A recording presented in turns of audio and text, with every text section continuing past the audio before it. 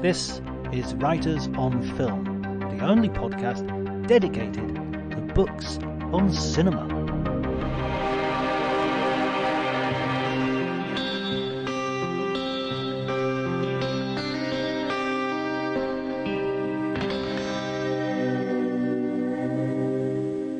Hello everyone and welcome to Writers on Film. My name is John Bleasdale, I'm a writer and film critic, and today it is my absolute pleasure and privilege to talk to Michel Ciment. Michel is a historical figure, a legendary figure in film criticism. For many, many years he was the editor of the French cinema magazine Positif.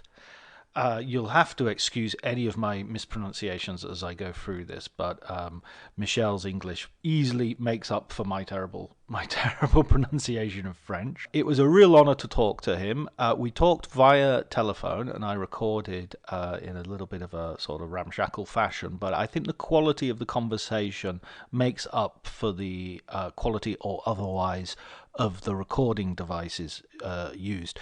At the very beginning of the conversation, we were talking about Terrence Malick, and it sort of starts as I am wont to do in medias res. So that's the subject under consideration as the podcast begins. If you enjoy the podcast, and believe me, this is one of the best ones, so you're guaranteed to enjoy it, please like, subscribe, and spread as far and wide as you can on social media. It really does. I can't tell you how much it helps to boost the listenership when people retweet me, or they tweet something, or they share it on Facebook, or they put it out there in any fashion that they feel that they can. It's a real help, and I really, really, really, truly appreciate it. Okay, and you can also follow me on Twitter if you don't already, at Dr. Jonty, DRJONTY. But before you do any of that stuff, please enjoy the conversation.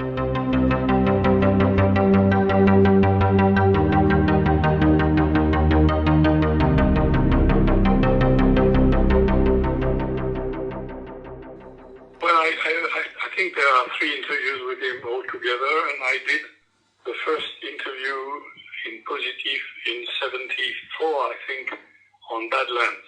He gave another interview in Sight and Sound and somewhere else, and then he was silent on all the films after that, more or less. As far as I know, I don't know the world over, but I know that he gave very, very, very, very few interviews.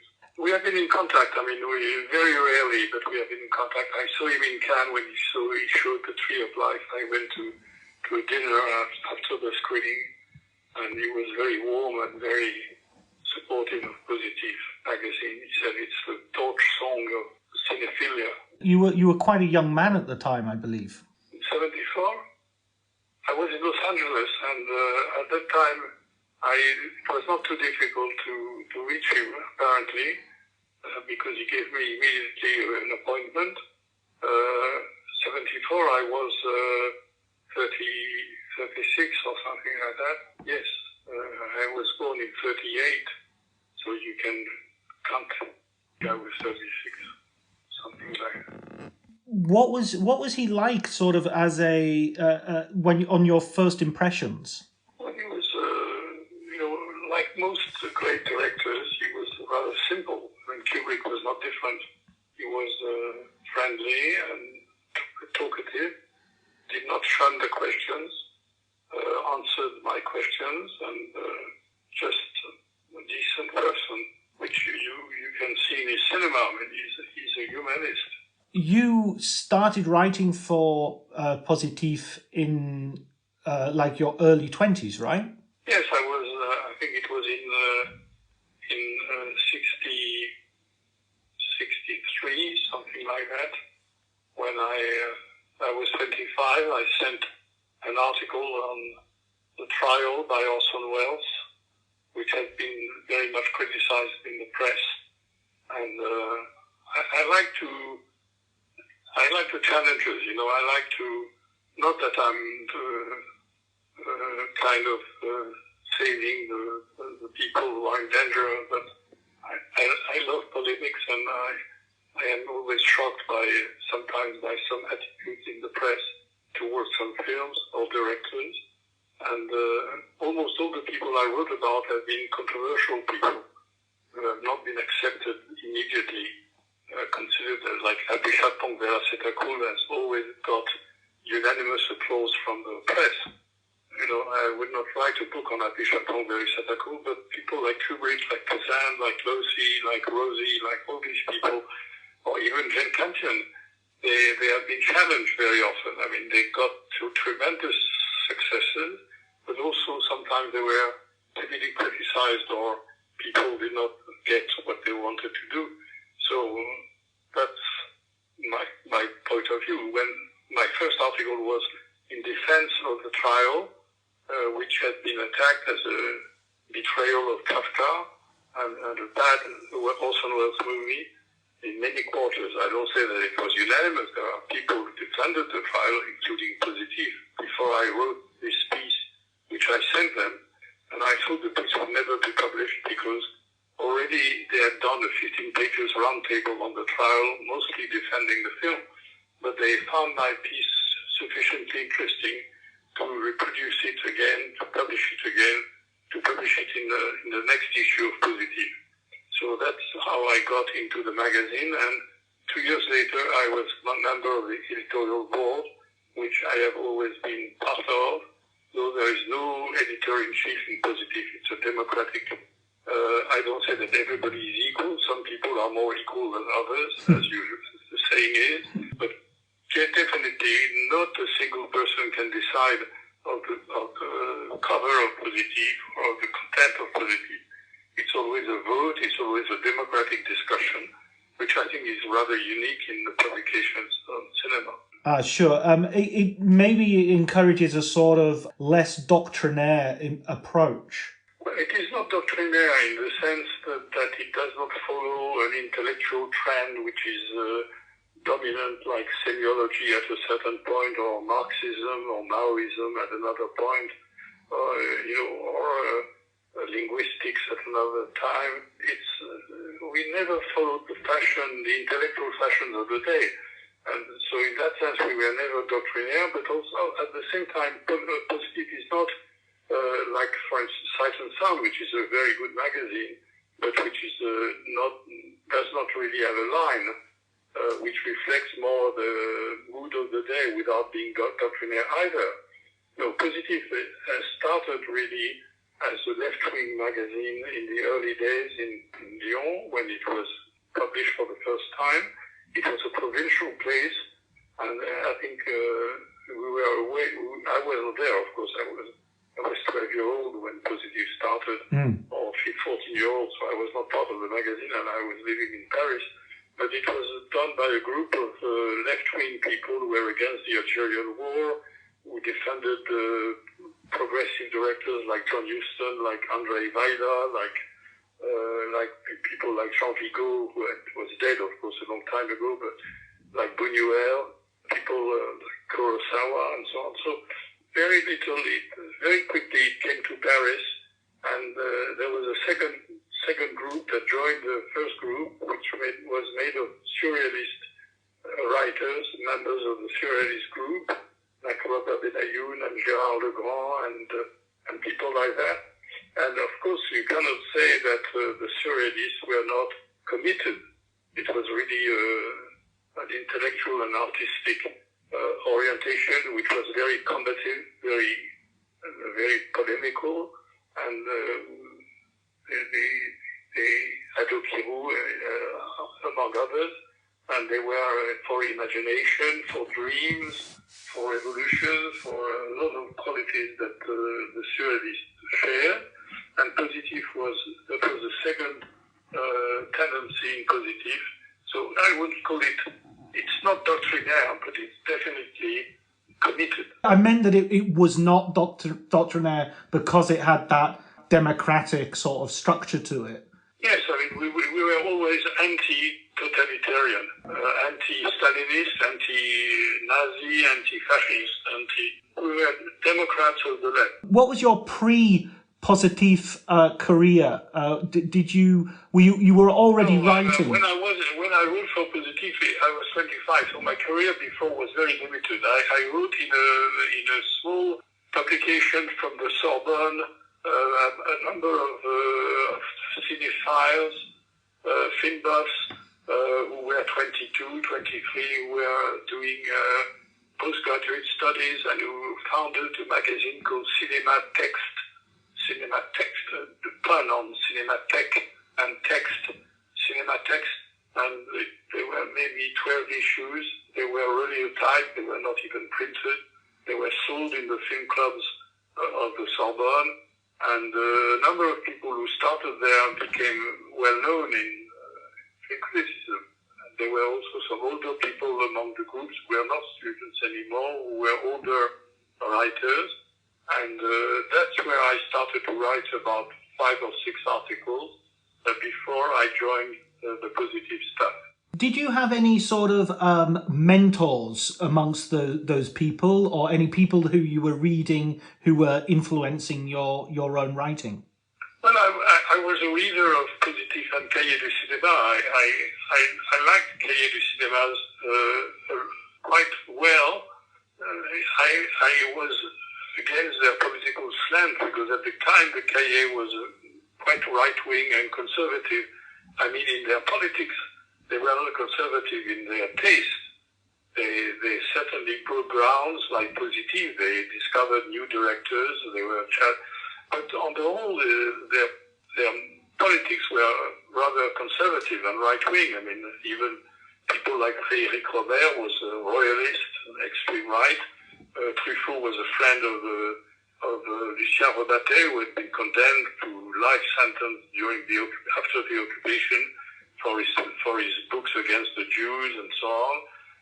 Jean-Luc Godard was certainly not very far from his future commitment in politics, or maybe not so far, because Maoism is also a kind of totalitarianism. So, but I read Positif and Cahiers. I was leaning more on Positif because of their moral values, and also because of their interest in painting and poetry and other arts. Cahiers was much more purely cinematographic. But I enjoyed the two magazines, but I sent my piece to Positif because I felt closer to them because of surrealism and political commitments. As you went on with your career in Positif, you would be interviewing some of the most important, or actually the most important filmmakers of the following decades. Who was the first filmmaker who you encountered who you had an in-depth interest in? Well, I was very interested in, of course, in the new French cinema. Not particularly an admirer of the early Chabrol. I became a fan of some later Chabrol, but the first films of Chabrol did not capture my imagination. The first Robert, Le Signe du Lion, was not an event for me so much. I enjoyed Darty Godard, but I was more attracted by Alain Resnais, by Agnès Varda, by people like that, by Chris Marker. And I was more even fascinated by the Italian cinema of the time. I thought more highly of Antonioni and Fellini and Visconti and Francesco Rosi. Their films of the late 50s and early 60s seemed to me much more important than Le Beau Serge or even Les 400 Coups. But Hiroshima Mon Amour was definitely, for me, a landmark in world cinema. I thought it was an extraordinary event in the way of shooting a film. For me, it was a revolution, like Potemkin or like Citizen Kane. Hiroshima Mon Amour was definitely, for me, a film that broke total new grounds, more than Abu Dussouf. I love as well that you mention Francesco Rosi, because he's one of my favourite Italian filmmakers as well. Salvatore Giuliano in particular.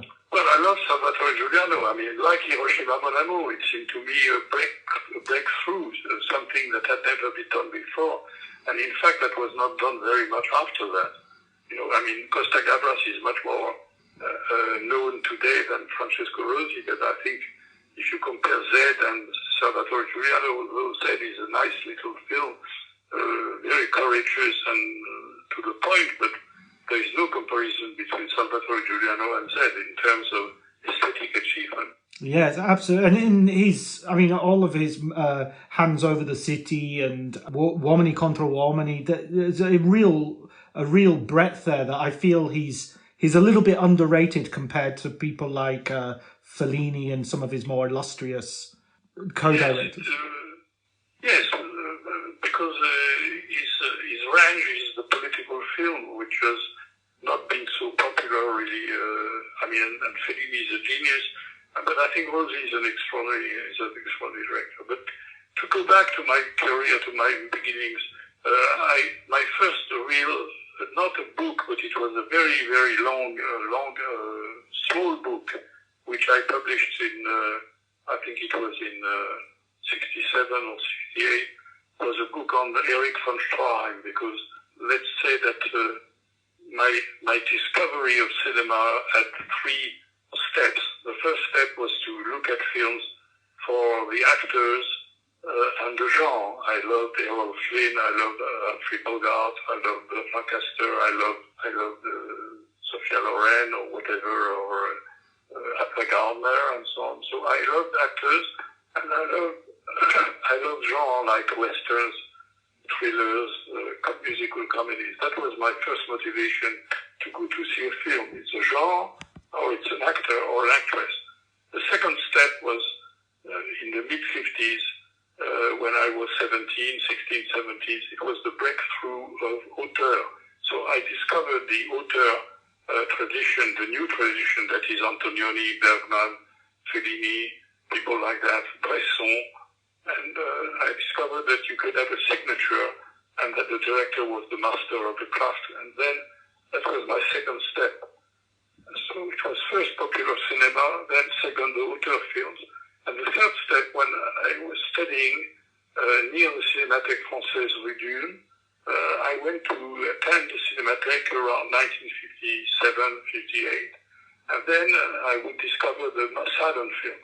That was a big shock. I discovered Keaton, of course I knew Chaplin, but that was the exception, but I discovered Dovzhenko, Eisenstein, Stroheim, Keaton, and so on, and all these people, Dreyer, Murnau, Fritz Lang, and I wrote a very, very long essay, a small book on Erich von Stroheim.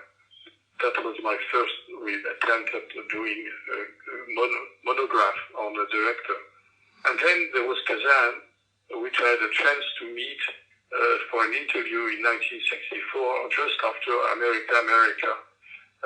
And we met with Roger Tailleur, a great writer who had written the best book on Kazan.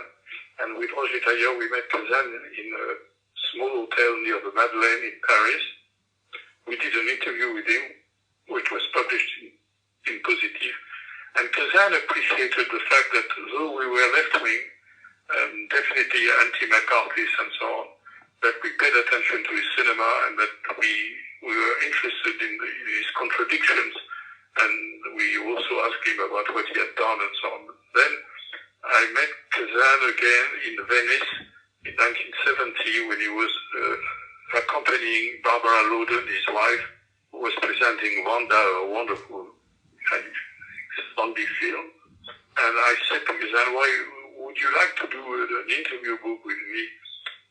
Because, of course, at the time there was only one book that was of that type, was Hitchcock Truffaut, a book.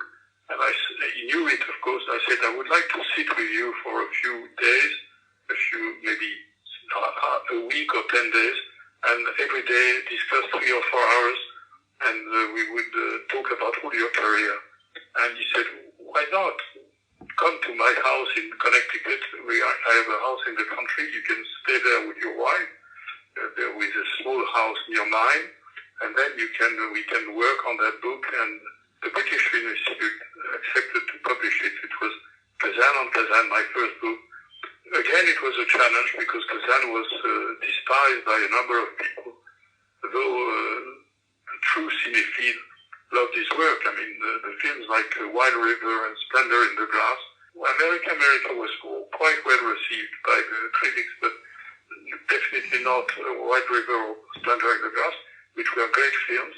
And so I was very interested to talk with him about, of course, acting and about politics and about his films, his origins and so on. So that was my first book, which was very well received and opened my way to other books. That idea as well of giving somebody a sympathetic listening to seems to be something which is vital to your art, to sort of producing these books which go so deeply into a filmmaker's work. Yes, well, I mean, my books are very different, in fact. I mean, some of my books are really purely essays, right? Purely monographs on essays on American cinema and so on. Others are an interview book from beginning to end, which I did in 10 days or 15 days, like the book with Joseph Losey or the book with Elia Kazan, even the book with Francesco Rosi, which are done with back projection. In fact, they are 50-year-old or 60-year-old, and we go through all their career at a certain point. And then there is a third category of books, which are interview books, which gather all the interviews I have done from the beginning with the director, and then they become a kind of anthology of all the interviews from not a distant perspective, but step by step, which is very interesting because sometimes directors forget about their films. I'm sure if I interviewed Jane Campion now about Sweetie, maybe she would not be as talkative as she was when I interviewed her on her short films first, then on Sweetie, then on all the films that succeeded. So my book on Jane Campion, on Kubrick, on Borman are done, like on Gelopoulos, they are done really from scratch. They have started when the director started, and they went on as I met them every film after that. So it's quite a different concept of an interview book than the interviews where you do a chronological survey of what they have done at a certain age. It must be interesting for the filmmakers as well to sort of stop for a moment and have that perspective on their own careers. Yes, I mean, I believe, in the relationship between directors and critics. Angelopoulos quite a few times asked me to come to Athens to see his new film before Cannes and to talk with him about the film, to have a fresh first reaction by a man who knows his work, who is of course sympathetic, who can be critical, but he wanted to know my feelings, and I was like a sparring partner. I was trying with him like a boxer before the fight, who makes a kind of fight with another person in order to train for the future meetings. So I did that quite often. I saw the go-between before Cannes, and I said to Losey that the film was a masterpiece. When the company, MGM, turned down the film, finally abandoned the film, they did not understand what it was talking about, and they sold it to Columbia, I think, or to Warner Bros. I don't remember which company, but there was a change of company. But I saw the film, and I was very confident. That was 3 weeks before Cannes, and I said to Losey, it will be the best film in Cannes. Finally, he won the Golden Palm. So that happened quite often in my life with Francesco Rosi also, to see his films before, or with John Borman, not as a privilege really, but because they knew that I understood their films maybe better than others, not better than everybody, but better than others, and they were confident in my reaction, and it would help them to rationalize about their film. Did you ever have sort of like a major disagreement with a filmmaker who was your subject? Well, there was a number of filmmakers that I supported very strongly, and I stopped when I was very disappointed by their evolution.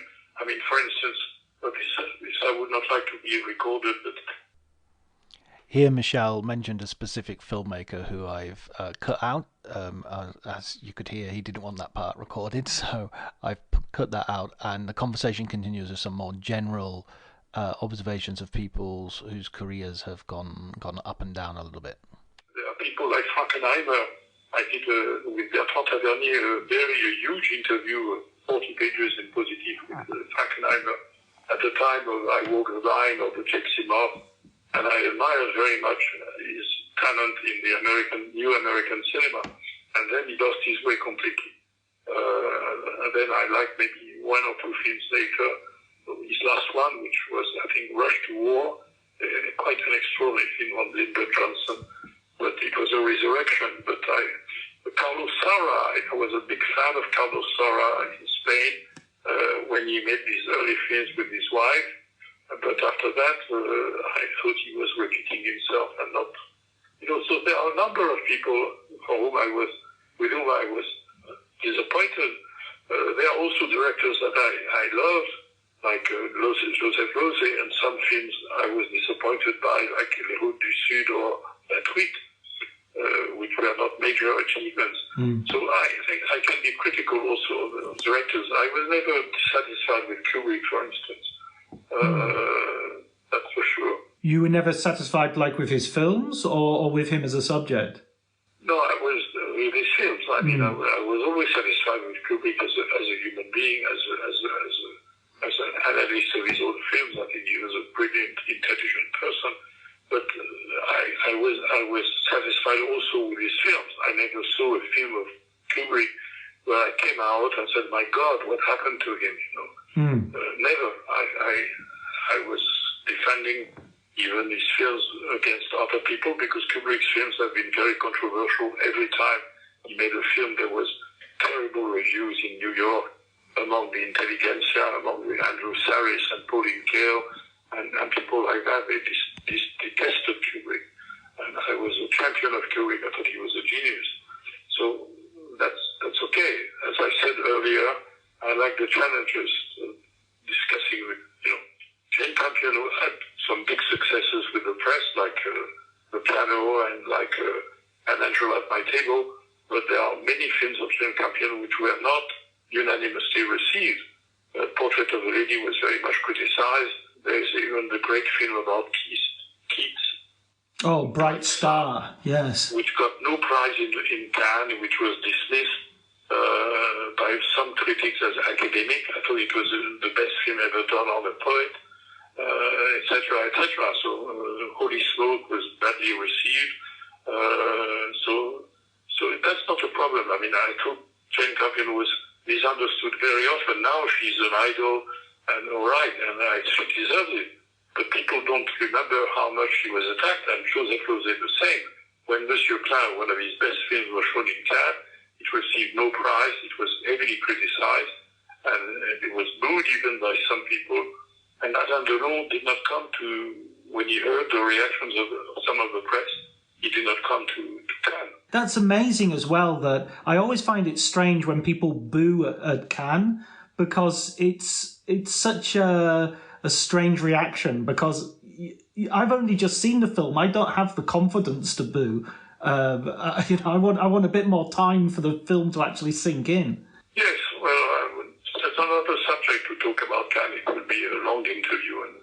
But, there is another director I did not mention so far, which I thought made his first three films were one of the most exceptional starting for a director is Jerry Schatzberg. I think that Puzzle of a Downfall Child, Panic in Little Park, and Scarecrow, which got the Golden Palm. These three films in a row is one of the best achievements by any American director. There are very few American directors whose three first films are so wonderful. Even after that, he made some good films, even some brilliant films, but not on the level of these three first films. So I wanted to make a book about Schatzberg, and also a book which will include his photographs, because I think his photographs are some of the great photographs of the modern times. He's a great photographer as well as a great director. Yeah, I've only recently discovered his work, and it's some of Al Pacino's best work as well. Yes. Panic in Needle Park in particular, but also Scarecrow, which I think Gene Hackman says is his favourite film. Absolutely, that's what Gene Hackman said. And Scarecrow is really a great puzzle and Scarecrow, and also Panic. Panic is a more simple film, but wonderfully realistic and harrowing. The Puzzle of Downfall Trial was dismissed in San Francisco when it was shown for the first time, and it's Pierre Rissian who really discovered the film, supported the film, brought it to France, where it became an important film.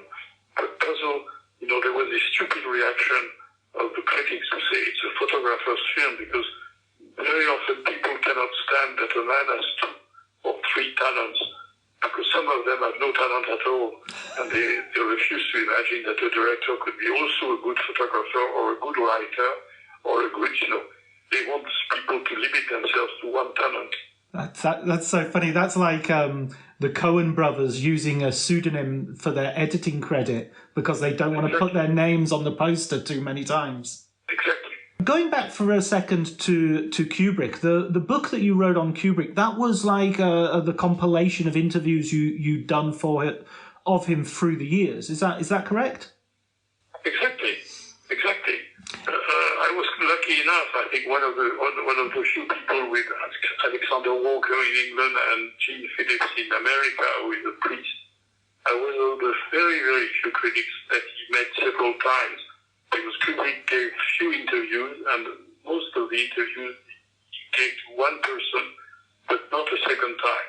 I think we were 3 people who were favorably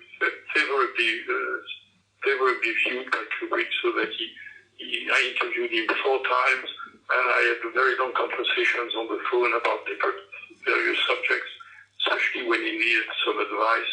He was always asking questions, technical questions, personality questions, where he could shoot this film, what he should, if I knew a costume designer, or about the cinemas in Paris where the film should open.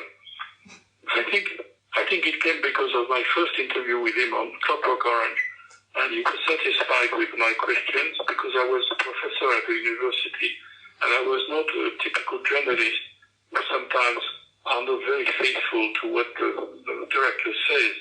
He had been betrayed several times by journalists who did not send him back the transcript of the interviews, and he saw interviews which were published without his copyright, and he appreciated the fact that I was very serious with him and would send him the transcript so that he could make corrections.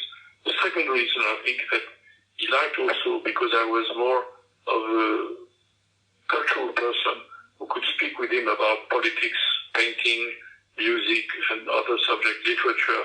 So he felt comfortable.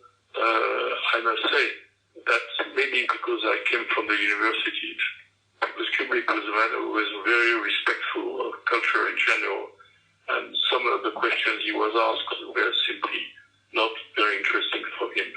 So he was talking with people like, as I said, like Gene Phillips, like Alexander Walker, like myself, and others. I'm not saying that I'm the only one. They are very good critics in the world. But he found my company likable. He liked to do he hated the interviews in general. He refused most interviews. And Ken Adam told me that when he did a collective interview on Clockwork Orange in London, he came from his house 30 miles from London, and the car stopped 3 times because he threw up, he vomited on the road because he was so tense about having to face 12 people who would have microphones and interviewing him.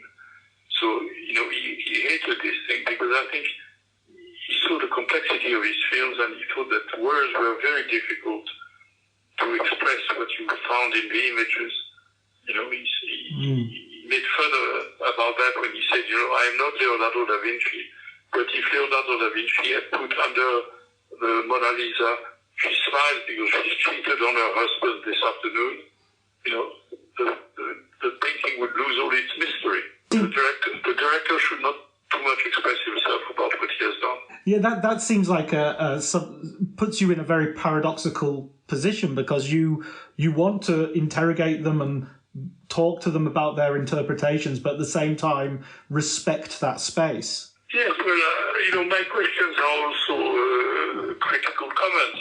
So in a way, it is as if I was asking somebody to react to my review, to see, am I right if I say that this and this and this, am I right if your films, Mr. Kubrick, are always about the conflict between reason and emotion, and that reason is submerged by emotion most of the time, because Kubrick is Freudian. He's a Freudian, and he believes that the pulses are stronger than the reasonings. Which explains Dr. Strangelove, which explains 2001, which explains a lot of his films, which are really about the battle between rationality and emotionalism, and that the id is stronger than the superego. Would you have loved to have had a conversation with him about Eyes Wide Shut?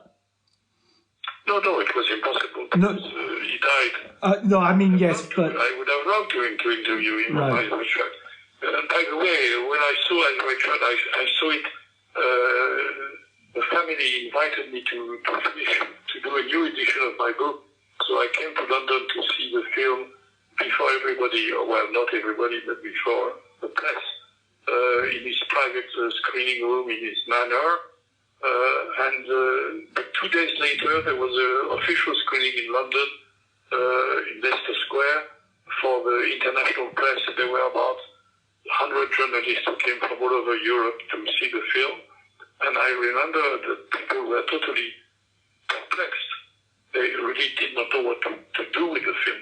They were embarrassed by what are they going to write. The film was so different as usual, of course, but even more different than usual of the normal Kubrick film. To make a kind of European author. He made his first film as a European director. All the other films were genre films. They were films, science fiction, horror, war film, costume film. For the first time, he made a film like Maxwell Fields or like Antonioni or like whatever else. He made an auteur cinema film, and people could not really understand what he was talking about. That was this idea of doing a Schnitzer, a short story, and to make a film about a couple in New York, shot in Paris, in London, and they were embarrassed. Well, they were embarrassed perhaps as much as they were embarrassed by 2001. And when you're moving between different directors and different as subjects for your books, what is the sort of criteria, or what is the thing which makes you think this is a person I really want to sit down with and do a book on? Well, I think it has to do with the making of the film. I think very often, I don't know about, I read a lot of English and American criticism, but I don't know how much it is like in France, but in France, if you read the reviews, and sometimes the interviews, especially the reviews, it's like reviewing a novel. I mean, the writer speaks about the story, he speaks about the characters, he speaks about the politics of the film, if there is any politics, or about the ideology, and he makes a judgment on these criteria. But you don't know if the film is brightly lit or in the dark. You don't know if it is made of 100 shots or 400 or 500 shots. It's very much edited, or on the contrary, there are long sequences without any editing. You don't know how the actors are playing exactly. There are very few precise descriptions of the style of the acting. You say wonderful Tom Cruise, excellent Nicole Kidman, but very few analysis of the way the actor plays. So in fact, it's very much like reviewing a book, reviewing a novel. You don't have much intelligence of the craft of cinema, and I think the interviews should go towards this. They should go towards the origins of the film, the way the film was conceived, because this is a mystery. What was the role of the producer? What was the role of the co-writer? What was the role, the contribution of the actors, the contribution of the cameraman? This is a very collective work, even if the author is, in the best of cases, it's the director. But nevertheless, it's a collective effort. You don't ask a novelist to explain all this, because a novelist has a pen or no more a pen, or he has a computer, but he's sole alone with his work. But in films, there are so many aspects, contributions, economic, artistic, technical, etc. And the second thing is that you want to know more about the style, about the approach to the film. How does the director do? Does he take many takes, or one take? Why one take? Why 12 takes? Why 50 takes? And also about the lighting and about the references. Does he use photographs as references, and what kind of photographs, what kind of painting, and so on. So all this is food for the interview, and not only an interview. It's the same with actors. Actors, when you ask them questions about acting, they are wonderful. Not every actor, but some actors are extraordinarily eloquent about their craft. But if you ask them about their mistresses, or their wives, or their children, or their holidays, or their food, what they eat, what they dress, I mean, it's a waste of time. It's not very interesting. Yeah, absolutely. I mean, one of the things that you have is you've talked earlier about defending filmmakers and defending certain films. Do you feel that history has been on your side? You've had the pleasure of seeing a film like The Trial, for instance, become widely considered as one of Orson Welles' strongest films. I'm sorry, can you sympathize? Of course. You've been defending films and filmmakers, and you've been proven to be on the right side of history. That, Kubrick is now established as, an almost untouchable classic filmmaker.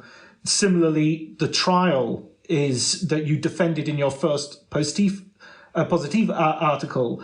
Is now really widely regarded. So is that quite satisfying? Seeing everybody. Yes, I understand your question.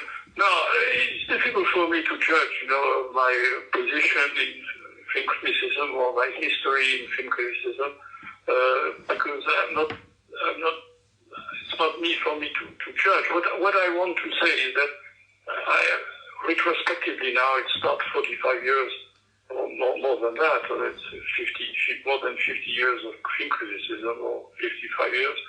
I am not ashamed of the books I wrote.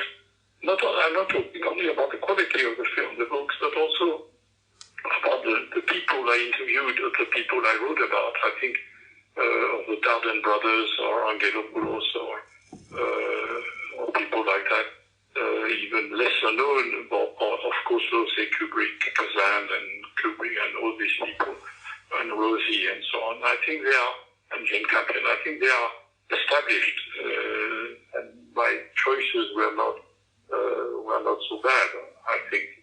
And the second thing is that, of course, there are people I admire tremendously, but that I never did a book on, because either I felt I was not competent enough about their cultural background. For instance, I'm a great admirer of Lee Jong-dong in Korea, a great admirer of Wu Xiaoxian and Edward Yang in Taiwan, an admirer of Wong Kar-wai in Hong Kong, an admirer of Oshima and in Japan, and others, Imamura. But I felt I don't speak the language. I don't know as much the culture as I do the French or Italian or American culture or British culture.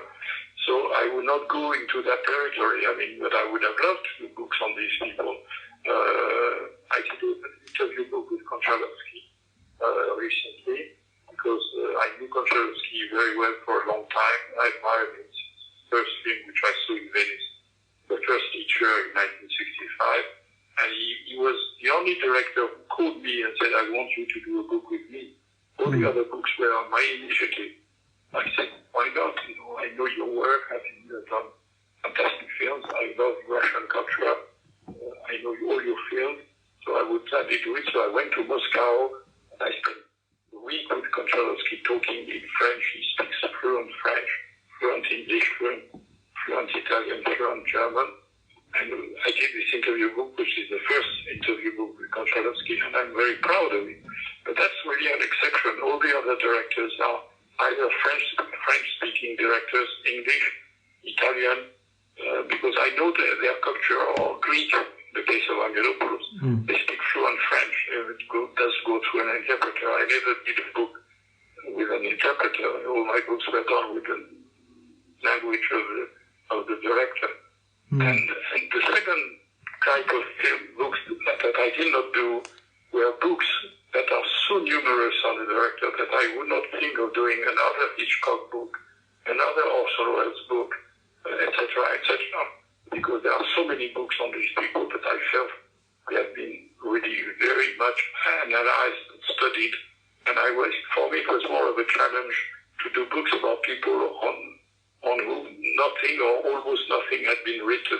When I did the book, the Kubrick book was one of the very, very few books that was done on Kubrick.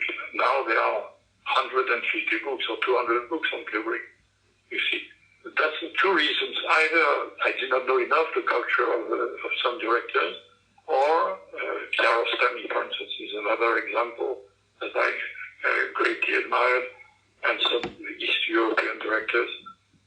When I did a book of collective interview book with Miloš Forman and Polanski and Wim Wenders and so on, but that's an exception. The final sort of director, the director that I was thinking about as well recently, because she's had a film, The Power of the Dog, come out, was Jane Campion. And I think they've just re-released the edition of Campion on Campion in France, if I'm not mistaken. Because there is no book like that on Jane Campion in English. There are university books, good ones, but there is not a single book like my book on Kubrick on Jane Campion. Do you know the book? Yes, yeah, it's excellent. I really admire her as a filmmaker. Yes, because it is quite beautifully illustrated, and she collaborated more on this book than any director I worked with. She gave a big number of rare photographs, documents of her childhood and so on. So I'm very happy about the book because she was very helpful. And also there is an interview with every film she has made. It's very complete. It's like my book on Borman.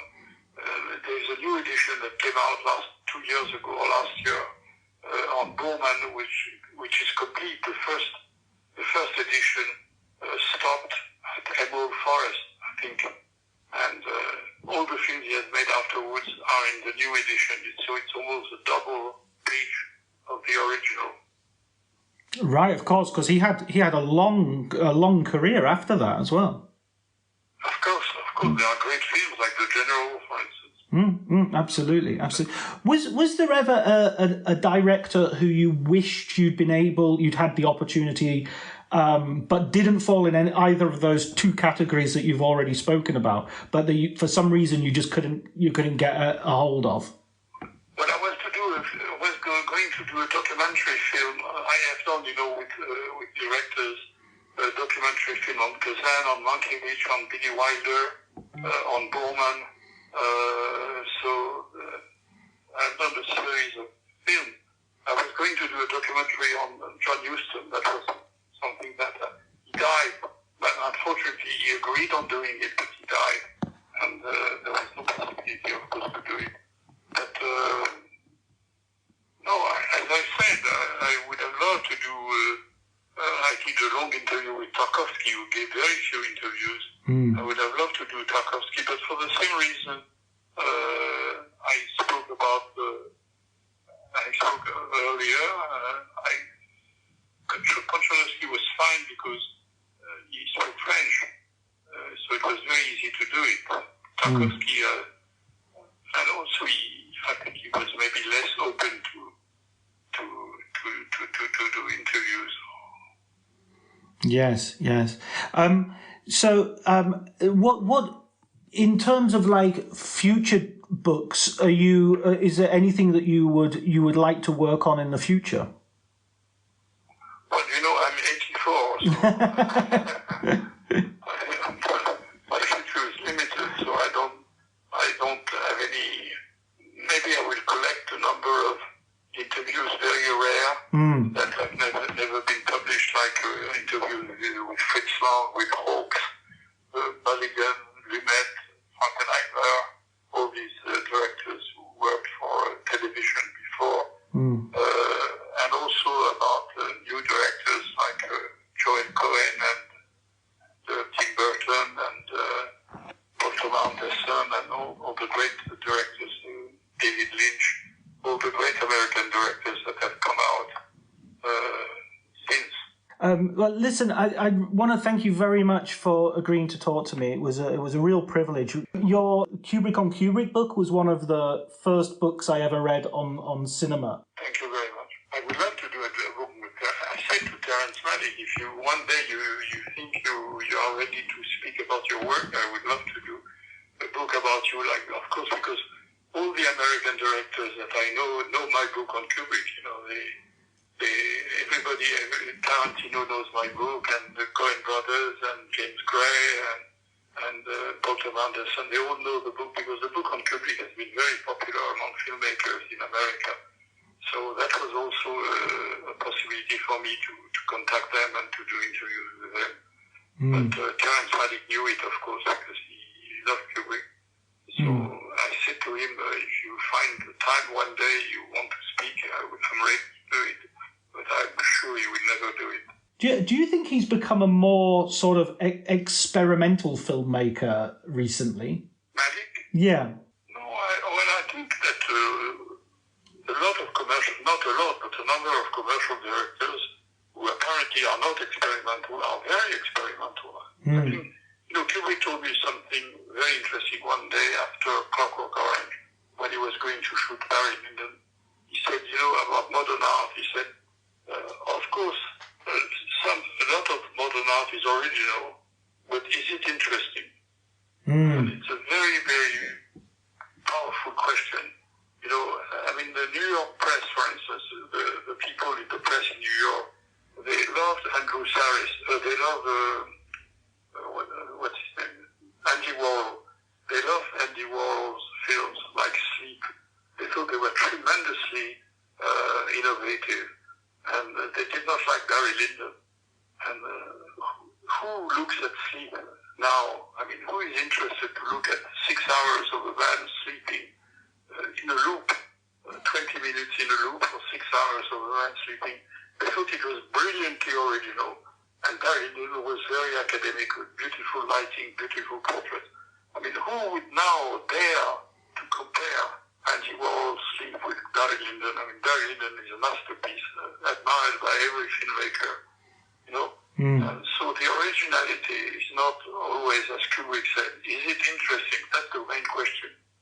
Absolutely, absolutely. Oh, thank you, Michel, so much for talking to me. I really appreciate it. Exactly. Thank you very much. Goodbye.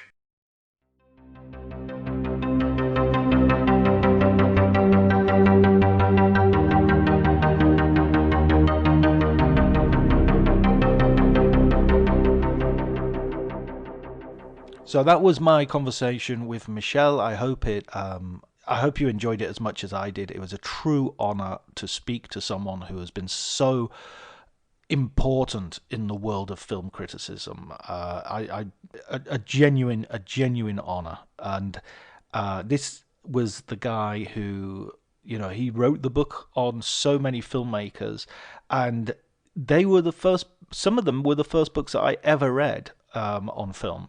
His Stanley Kubrick Stanley Kubrick book was I must have read that 5 or 6 times. I read that before I watched most of Stanley Kubrick films. I definitely read about Barry Lyndon and about A Clockwork Orange long before I saw those films, and it was from Michel Ciment's book. So I'm so grateful for him appearing on the podcast. It was lovely of him to do that and to speak so interestingly and honestly to me.